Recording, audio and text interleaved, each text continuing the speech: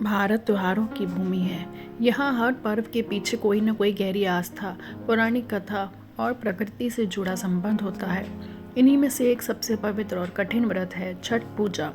ये त्योहार सिर्फ पूजा नहीं बल्कि श्रद्धा, तप, अनुशासन और मातृत्व का प्रतीक है। इसे सूर्य भगवान और छठी मैया को समर्पित किया गया है।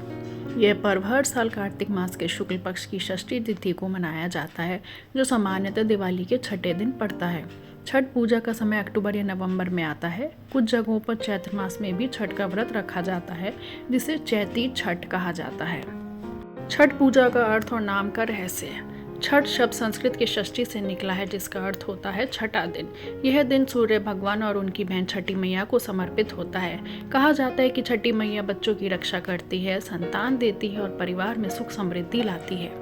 छठ पूजा की कथा। छठ पूजा से जुड़ी कई कथाएं प्रचलित हैं, जिनमें सबसे प्रसिद्ध कथा महाभारत काल की है। सबसे पहले द्रौपदी और पांडवों की कथा। कहा जाता है कि जब पांडव वनवास में थे तब वे बहुत कष्ट में जीवन बिता रहे थे। उस समय भगवान श्री कृष्ण ने द्रौपदी को सूर्य देव की उपासना करने की सलाह दी। द्रौपदी ने पूरे नियम और निष्ठा के साथ छठ व्रत किया। उसकी भक्ति से प्रसन्न होकर सूर्य देव ने उन्हें आशीर्वाद दिया कि उनके सभी दुख समाप्त हो जाएंगे। कहा जाता है कि छठ पूजा करने संपन्नता, स्वास्थ्य और सुख की प्राप्ति होती है। राजा प्रियव्रत की कथा। एक अन्य कथा के अनुसार राजा प्रियव्रत और उनकी पत्नी मालिनी के कोई संतान नहीं थी। वे बहुत दुखी थे। एक दिन महर्षि कश्यप ने उन्हें छठी देवी की पूजा करने का उपदेश दिया। उन्होंने नियम पूर्वक व्रत किया और छठी देवी की कृपा से उन्हें एक सुंदर पुत्र की प्राप्ति हुई। तब से ये परंपरा शुरू हुई कि छठी देवी की पूजा करने से संतान सुख और परिवार में खुशियां मिलती हैं। छठ पूजा का महत्व। छठ पूजा को हिंदू धर्म में सबसे कठिन व्रतों में से एक माना गया है। इसमें कोई ढील नहीं होती, न खाना, न पानी, न आराम। यह 4 दिन तक चलने वाला अनुष्ठान है, जिसमें व्रती अपनी आत्मा, शरीर और मन को पूरी तरह शुद्ध करता है। सूर्य की पूजा से विटामिन डी का संचार होता है। ये शरीर को ऊर्जा सकारात्मक प्रदान करता है। साथ ही प्रकृति, जल, वायु और अग्नि तत्व की आराधना का प्रतीक है। छठ पूजा का ये संदेश है कि प्रकृति से जुड़ो, सादगी अपनाओ और आस्था को कर्म में बदलो। छठ पूजा कब होती है? छठ पूजा 4 दिन तक चलती है। हर दिन का अपना अलग महत्व होता है। आइए इसे विस्तार से समझते हैं। पहला दिन नहाए खाए। इस दिन व्रती सुबह सुबह नदी, तालाब या किसी जलाशय में स्नान करते हैं और घर को पूरी तरह साफ रखते हैं। व्रती दिन भर उपवास रखते हैं और केवल एक बार सात्विक भोजन करते हैं, आमतौर पर कद्दू, चावल और चने की दाल। इस भोजन को बहुत पवित्र माना जाता है, क्योंकि ये पूरे व्रत की शुरुआत है। दूसरा दिन खरना। इस दिन व्रती पूरे दिन निर्जल उपवास रखते हैं, ना खाना ना पानी। शाम को सूर्यास्त के बाद व्रती गंगा जल से स्नान करते हैं और मिट्टी के चूल्हों पर खीर, रोटी और गुड़ का प्रसाद बनाते हैं। उसके बाद सूर्य देव को अर्घ्य देकर यह प्रसाद ग्रहण करते हैं। इसी से अगले 36 घंटे का निर्जल व्रत शुरू होता है। तीसरा दिन संध्यार्घ्य।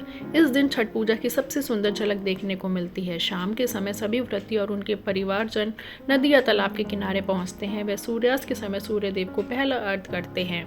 बांस की टोकरी में फल, ठेकुआ, नारियल और दीपक रखकर पूजा की जाती है। ये दृश्य बहुत भव्य और भावनात्मक होता है। ढलते सूरज को अर्घ्य देने की यह परंपरा बताती है कि जीवन के हर चरण में सम्मान होना चाहिए, चाहे वे शुरुआत हो या अंत। चौथा दिन उषा अर्घ्य। अगली सुबह यानी सूर्योदय से पहले सभी पुण्य घाट पर पहुंचते हैं। वह उदय होते सूर्य को अर्घ्य देकर सूर्य भगवान और छठी मैया से प्रार्थना करते हैं कि हमारे परिवार में सुख, शांति और समृद्धि बनी रहे।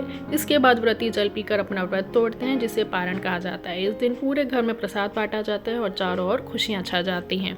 छठ पूजा में क्या चढ़ाया जाता है? छठ पूजा में जो प्रसाद बनाया जाता है वह पूरी तरह शुद्ध और बिना नमक वाला होता है। मुख्य प्रसाद में शामिल है ठेकुआ, चावल गुड़ की खीर, नारियल, केला, नींबू, गन्ना, सिंगाड़ा, मूली, बांस की सूप, टोकरी, दीपक और गंगा जल। इन सभी वस्तुओं का अपना प्रतीकात्मक महत्व है। ये धरती, जल, अग्नि, वायु और आकाश 5 तत्वों का प्रतीक है।